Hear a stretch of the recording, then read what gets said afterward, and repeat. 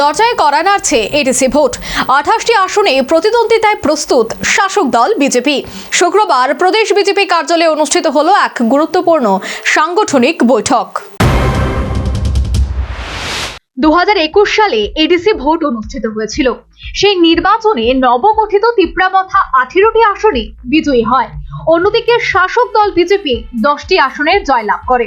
স্বাভাবিকভাবেই এডিসিতে বিরোধী দলের আসনে বসতে হয় শাসক দল বিজেপিকে। এরপর 2023 সালের বিধানসভা নির্বাচনে পাহাড়ে 20টি আসনের মধ্যে তিপ্রামথা 13টি আসন লাভ করে। অন্যদিকে বিজেপি 6টি এবং আইপিএফটি একটি আসনে বিজয়ী হয়। 2023-এর বিধানসভা নির্বাচনী ফলাফল ঘোষণার পরে তিপ্রামথার আনুষ্ঠানিকভাবে বিজেপি পরিচালিত সরকারি যোগদান করে। এ পর্যন্ত প্রায় সবটাই ঠিকঠাক ছিল, কিন্তু রাজনৈতিকভাবে বাদ সাজে আসন্ন এডিসি নির্বাচনকে কেন্দ্র করে।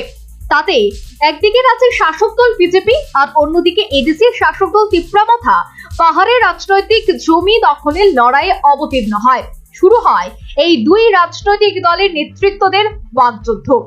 বিষয়টি এমন হয়ে দাঁড়িয়েছে, বিনা যুদ্ধে সুচাগ্র রাজনৈতিক ভূমি ছাড়তে নারাজ এই শাসক দলের দুই জোট শরিক। আর দখলের লড়াইয়ে চলছে যোগদান সভা পাল্টা যোগদান সভা।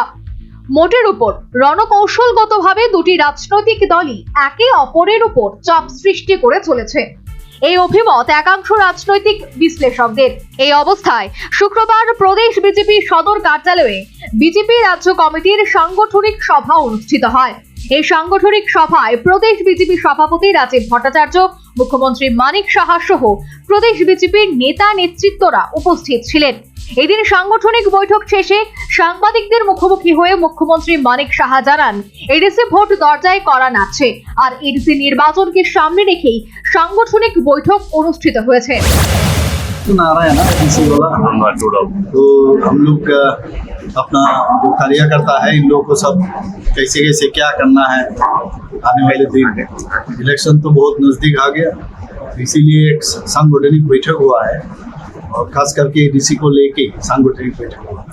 कैसे कैसे 28 जो हम लोग आसन है वहाँ एडीसी का, तो उसके लेके आज बैठक हुआ। সাংবাদিকদের প্রশ্নের উত্তরে মুখ্যমন্ত্রী বলেন, বিধানসভায় তিপ্রামথার সঙ্গে বিজেপির জোট রয়েছে, তবে এডিসিতে বিজেপি বিরোধী দলের ভূমিকা পালন করছে। এই অবস্থায় এডিসির 28টি আসনে প্রতিদ্বন্দ্বিতার জন্য প্রস্তুতি চলছে।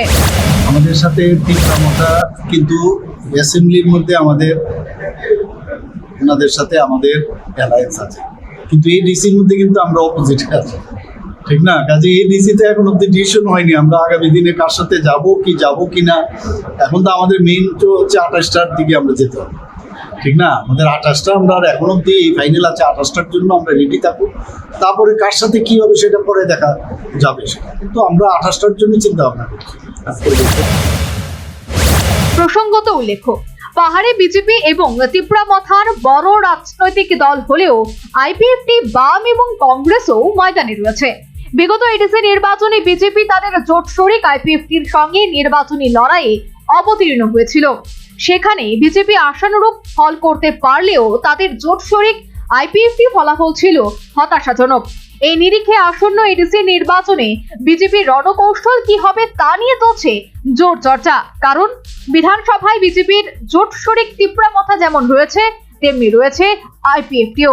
রাজনৈতিক বিশেষজ্ঞদের অভিমত, এই সময়ে পাহাড় দখলের লড়াইয়ে চলছে প্রেসার পলিটিক্স, আর তাতে কে লাভবান হয় তাই এখন দেখার।